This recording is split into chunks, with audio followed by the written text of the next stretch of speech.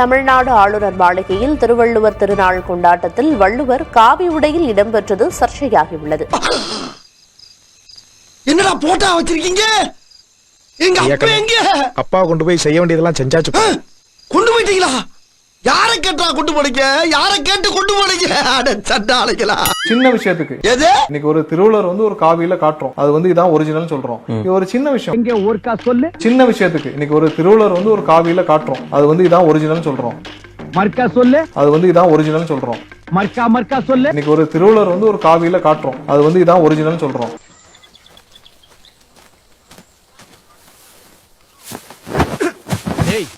அன்புடைமை வெகுளாமைன்னு குரல் எழுதுனதுனால இந்த மாதிரி இழிவையெல்லாம் பொறுத்துக்கவே நினைச்சிடாதீங்க. எல்லாம் ஒரு அளவுக்கு தான். இதுக்கு மேல இந்த மாதிரி பண்ணுனீங்க அப்புறம் என் பேச்ச நானே கேட்க மாட்டேன். இது ஒரு சின்ன விஷயம். இத போய் இவ்வளவு பெரிய இதா எல்லாரும் ரியாக்ட் பண்ணி சொல்லுவியா? உன்னை எல்லாம் நிக்க வச்சு அடி கூடாது, குனிய வச்சு அடி. குனிடா. இனிமே சொல்லுவியா? எத்தனை ஒரு பஞ்சாயத்தடா முடிச்சு வச்சு. ஆமாண்ணே. இங்க பாரு, நமக்காக அம்பட்டு போலும் புள்ள குட்டியோட வெயில்ல காத்து கிடக்குறாங்களே. திருவள்ளுவருக்கு காவி சாயம் பூசி அவருக்கு மதச்சாயத்தை பூசி அவமானப்படுத்துகின்ற வேலை செய்திருக்கார்கள். இது எவ்வளவு திமிர் இருந்தா இந்த வேலையெல்லாம் இந்த பிஜேபி காரன் செஞ்சுட்டு இருப்பான். சார் இவனை என்ன பண்ண சார்? சார் ஆளுநர் மாளிகையில திருவள்ளூருக்கே காவி உடைய போட்டாங்களே சார், இதை எதிர்த்து முதலமைச்சரும் பேச மாட்டாரு. ஊமையா? ரீல்ஸ் அமைச்சர்களை யாரும் பேச மாட்டாங்க. அநியாயம் நடக்குது, யார் தான் சார் பேசுறது? அதை பத்தி அப்புறம் பேசலாம். No comments. அத பத்தி இப்ப பேசவானா, அப்புறமா பேசலாம். அத பத்தி இப்ப பேச முடியாது. No comment. எதை பத்தி கேட்டாலும் ஐயா அப்புறமா பேசலாம்னு சொல்றீங்க. அப்படி எதை பத்தி தாங்க பேசுவீங்க? அங்கே பார்.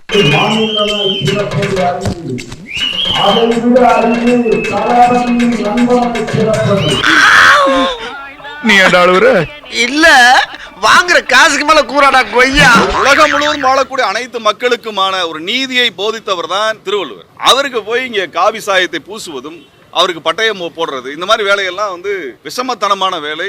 இந்த பொழப்புக்கு 4 பேர் பொழைக்கிற கிகோலோ பையா அப்படின்னு சொல்லி உங்களுக்கு வாய்ஸ் ஓவர் கேட்கலையா சார்? இது ஒரு சின்ன விஷயம். இத போய் இவ்வளவு பெரிய இதா எல்லாரும் ரியாக்ட் பண்ணி ஒரு கருத்து சண்டை போட்டால் பரவாயில்லை, இப்படி என் உருவச் சண்டை போடுகிறீர்களே. போர் அடிக்குது. போர் அடித்தால் ஒற்றை புளிய மரத்தில் தூக்கில் தூங்குங்கள். என்னிடம் வராதீர்கள் தம்பிகளே.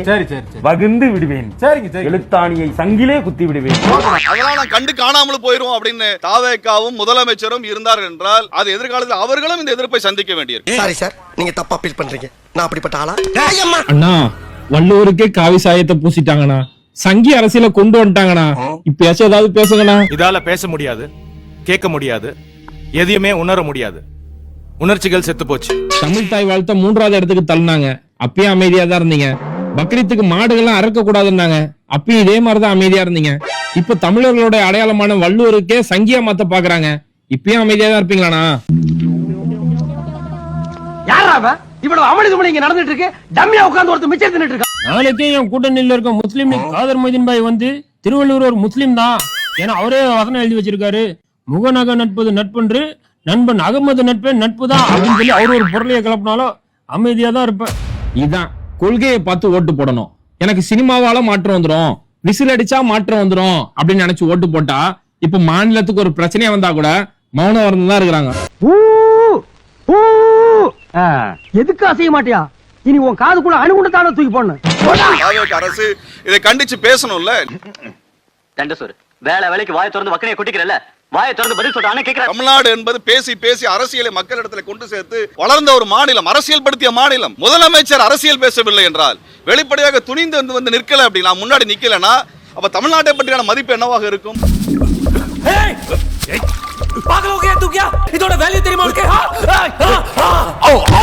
பிறப்போக்கும் எல்லா உயிருக்கும் என்று வள்ளுவர் சொன்னது நீங்க எடுத்து உங்க கட்சியினுடைய முழக்கமாக முன் வச்சிருக்கீங்க. பயவுள்ள ஒரு பேச்சுக்கு சொன்னா உடனே செக்அப் பண்ணி பாக்குது. அப்படி என்றால் இதை பற்றி வலிமையான கண்டனத்தை தெரிவிக்க வேண்டிய பொறுப்பு உங்களுக்கு இருக்கிறது.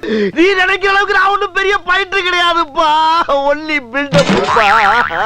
வந்தே மாதரத்துல தமிழ் மொழிக்கு ஏதாவது பேர் இருக்குதா? அந்த பாட்டுக்கு முன்னுரிமையாமா, தமிழ் மொழிக்கு 3ஆம் இடமாமா? என்னடா புத்தலாட்டது? அவன் மொழியில இருக்குது, நீ அங்க போய் பாடு, அங்க போய் போடு. எங்க ஊர்ல இருக்கா திணிக்கிற? அறுத்துருவேன். சோறு திங்கிறியா? உன்னதான் சோறு திங்கிறியா? அண்ணனே நீங்க என்ன கூப்பிட்டா உங்களுக்கு எனக்கு ஒரே அம்மா தானே? தமிழ் இப்படித்தான் தமிழை பத்தி பெருமையா பேசுவாரு. ஆனா தமிழ் தாய் வாழ்த்துக்கு மட்டும் 3வது இடம். ஏன்னா எப்பவுமே வங்க மொழியை பார்த்தா வேற ஒண்ணு இல்ல. வங்காளத்துல தேர்தல் வந்து அங்க ஓட்டு பொறுக்கணும். அந்த ஓட்டு பொறுக்கிறதுக்கு தான் வங்க மொழி பாடலை நம்மள திணிச்சானுங்க. அதான் மண்ணா, அதேதான். தமிழ் மொழி தான் எங்கள் உயிர். தமிழ் மொழி தான் எங்கள் உயிர். இது ஒரு ஃபேஷன் ஆயி போச்சு. இப்ப எதுக்கு எடுத்தாலும் தமிழ் தமிழ்ன்ட்டு. ஆமா, 800 வருஷத்துக்கு முன்னால வந்த இங்கிலீஷ் உங்களுக்கு பெருசுனா 20,000 வருஷத்துக்கு முன்னால வந்த தமிழ் எங்களுக்கு பெருசுதான். அப்படி போடு.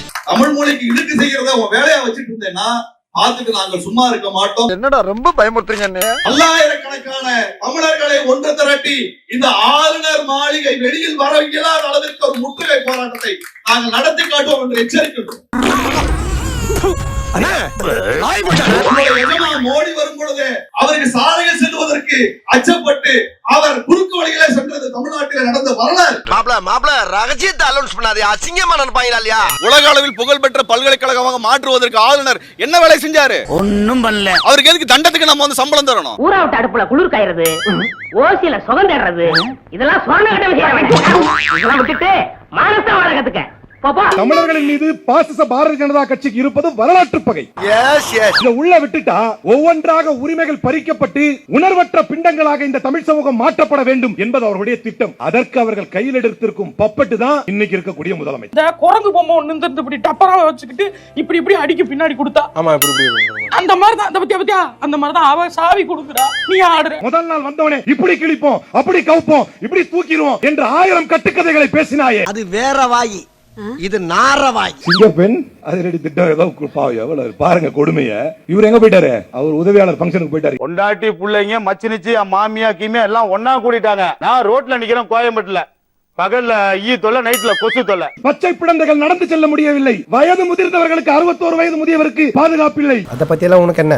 இதானே முக்கியம். சிஸ்டம் சரி செய்யாம, அரசியல் மாற்றம் செய்யாம ஆட்சி மாற்றம் நடந்தா மீன் குழம்பு வச்ச பாத்திரத்துல அந்த பாத்திரம் கழுவாம சக்கரை பொங்கல் வச்சா எப்படி இருக்கும்? அந்த மாதிரி தான் இருக்கும் அந்த ஆட்சி. சோத்திரை அடி வாங்கியாச்சு, சேத்திரை அடி வாங்கியாச்சு. இந்த இடம் தான் தெரியல இடம். மனசை தேத்திக்கங்க, பயந்துறாதீங்க. எல்லாருக்கும் வணக்கம். வணக்கம் வணக்கம். புன்னக்காயல் மக்களே, I love you love you love you. உங்க அன்புக்கு, உங்க ஆதரவுக்கு ரொம்ப ரொம்ப ரொம்ப ரொம்ப நன்றி. மூதேவி, உங்க அப்பனை எரிச்ச இடம் அங்க இருக்கு.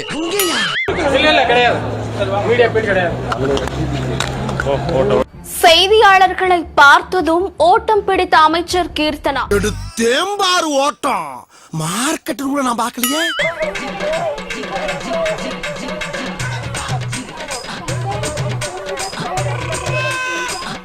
என்ன என்ன எழவி அது? ஸ்டார்ட் பண்ணு.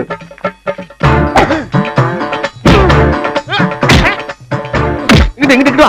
அப்படியா?